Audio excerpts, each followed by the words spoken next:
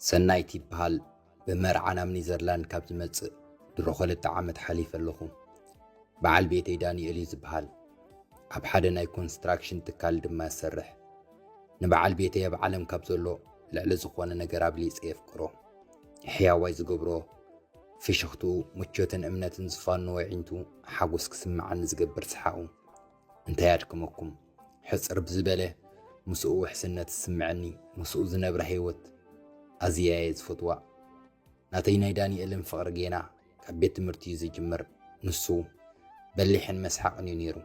ቅድሚ ሕጂ ማንም ኢልኒ ዘይፈልጥ ጽብቕቲ ምዃነ ይነግረኒ ነይሩ። ግን እንታይ ይኹን ኣብ ኣፋፍኖት ፍቕርና ዳንኤል ስኮላርሺፕ ዕድል ረኺቡ ናብ ሃገረ ኒዘርላንድ ከይዱ።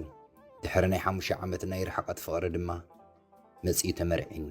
ኣብ መርዓና ስድራና ንዕሩኽትናን ጥራዮም ተረኺቦም ነይሮም። ይኹን እምበር እታ ዕለት እቲኣ ፍጽምቲ ዕለት እያ ነይራ ንዓይ። ህይወተይ ንዘለዓለም ከምኡ እውን ክኸውን ዝሓሰብኩላ ዕለት። ኣነ ናብ ኒዘርላንድ ካብ ዝመጽእ ድሕሪ ኣስታት 4 ዓመት መንኣስ ሓፍተይ ሰሊና እውን ፕሮሰስ ቀኒዕዋ ናብቲ ንሕና ንቕመጠሉ ከተማ መጸት።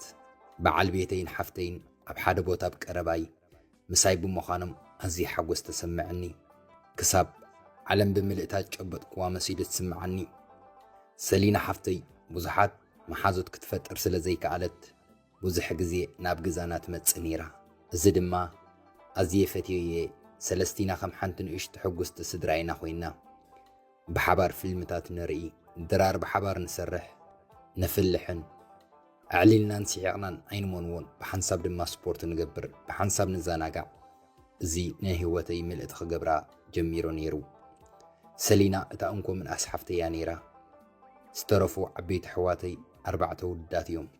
ምስ ሰሊና ሓፍተይ ኣብታ ንእሽቲ ዓዲ ኣብታ ጸባብ ገዛና ኣብ ሓንቲ ዓራት እናደቀስና ብሓባር እንክንዓቢ ከመ ሓጥራይ ዘይኮነስ እንኮላይ ከም እሙናት መሓዝትና ነርና። ክዳውንትና ተኸፊልና ኢና፣ ምስጢር እዕሊልና ኢና። ንሳን ክትፈርሕ ኢዳ ሒዘ ኣለኹ ልኪለያየ ኣነን ክሓዝን ክጭነቕ ንሳ ክስሕቕ ገይራትንያ። ኩሉ ግዜ ንሓድሕና ከም ንተሓጋገዝ ተዘራሪብና ኢና። ኩሉ ግዜ ኣነ ብምሉእ ልበይ ከምኡ ኢለ ዝኣምን። በዓል ቤተይ ዳንኤል ንሰሊና ሓፍተይ ብብዙሕ ነገራት እዩ ዝሕግዛ። መኪናኣን ክትባላሾ ይዕርየላ፣ ስራሕ ክትረክብ እውን ገይረሎ። ዳንኤል ንፉዕ መሓዛ ከም ዝኾነላ ዘሎ ሓሲበ፣ ንፉዕ ሓው ከም ዝኾነላ ዘሎ ሓሲበ፣ ንፉዕ ዓቦ ይኾነላ ከም ዘሎ ሓሲበ ንሓድሕዶም ስለ ዝተፋተው ኣዝየ ተሓጐስኩ። እዚ ምቅርራቦም